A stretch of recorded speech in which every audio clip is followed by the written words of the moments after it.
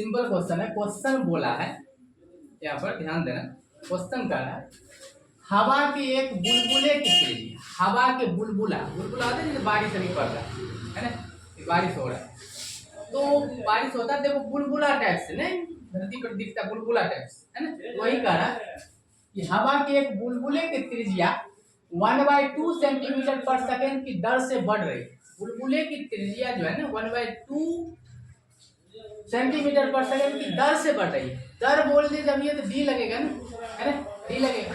और यहाँ तक कहीं बोला नहीं है कि इसके सापेक्ष कीजिए डिफरेंशिएशन, ऐसा कुछ बोला नहीं है।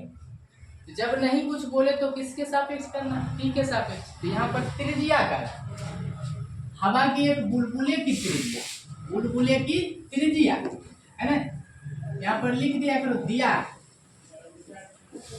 दिया है। हवा की बुलबुले की त्रिज्या में परिवर्तन की दर dr/dt का वैल्यू दिया है 1/2 सेंटीमीटर पर सेकेंड। बुलबुले की त्रिज्या दिया है, त्रिज्या में परिवर्तन की दर, दर बोले तो dr/dt इक्वल 1/2 सेंटीमीटर पर सेकेंड की दर से बढ़ रही है तो प्लस हो। बुलबुले का आयतन किस दर से बढ़ रहा है, बुलबुले का आयतन वॉल्यूम, आयतन किस दर से बढ़ रहा है। आयतन बोला ना, दर बोले तो डी लगा, dv/dt इक्वल वाट, किस दर से बढ़ रही मालूम नहीं, वाट कर दी। जबकि त्रिज्या 1 सेंटीमीटर, जबकि त्रिज्या कितना दिया है, त्रिज्या कितना दिया है 1 सेंटीमीटर त्रिज्या दिया। तो फार्मूला किसका लगेगा, आयतन का। तो किसका आयतन होगा, गोले का आयतन, क्योंकि हवे के बुलबुले, बुलबुला होता है गोला टाइप से, यहाँ लिख दो डायरेक्ट बुलबुले का आयतन, इसलिए बुलबुले, बुलबुले का आयतन, आयतन बोले तो वॉल्यूम, और गोले का आयतन तुमको पता है 4/3 πr³ होता है। अब यहाँ से इसका क्या करना है, डिफरेंशिएशन करना है ना। तो दोनों ओर लिखेंगे, दोनों ओर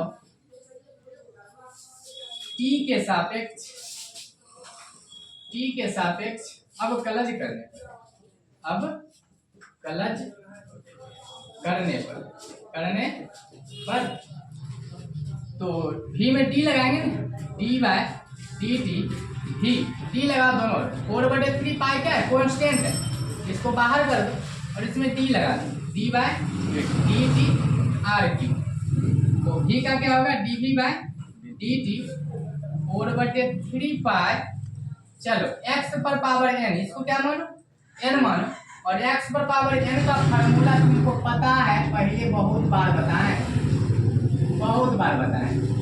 क्या होता है, यहाँ से n(x⁻n-1), ये तो फार्मूला होता है x पर पावर n का। x पर पावर n क्या होता है, n(x⁻n-1), पावर ढको, r का क्या होगा, r का dr/dt। अब देखो यहाँ पर इसका मान कहीं दिया है, इसका मान निकालना है, देखो त्रिज्या ये तो निकालना, आयतन निकालना, ये रहने निकालना है, तो रहने 3 कैंसिल कर दो, क्या हुआ 4 पाई।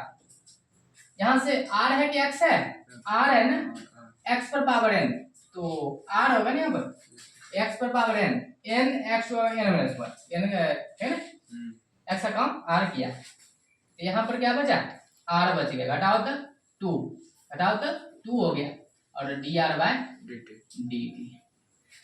अब स्पेस यहाँ पर बना दे, यही रहने नीचे वाला छोड़ दीजिए, चल मिटा देते हैं अब यहाँ से।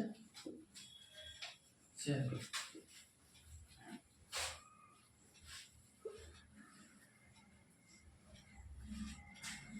अब यहाँ से क्या होगा, dv/dt 4 पाई, r का मान लिख दो, r का मान कहीं दिया हुआ, r दिया हुआ देखो 1 सेंटीमीटर, 1 सेंटीमीटर पूरे का बोले, मात्रक सहित लिखो, आंसर मात्रक सहित आ जाएगा, वह मात्रक लिखना नहीं पड़ेगा दोबारा। dr/dt का वैल्यू कहीं मालूम है 1/2 सेंटीमीटर पर सेकेंड, तो dv/dt इक्वल 4 पाई, 1 का स्क्वायर 1 लिखो, नहीं लिखो चलेगा, सेंटीमीटर का स्क्वायर कर दो, सेंटीमीटर का स्क्वायर, इंटू 1/2 सेंटीमीटर पर सेकेंड। कट्टा पिट्टा कर दो, 2 दूनी 4, 2 दूनी 4 हो गया।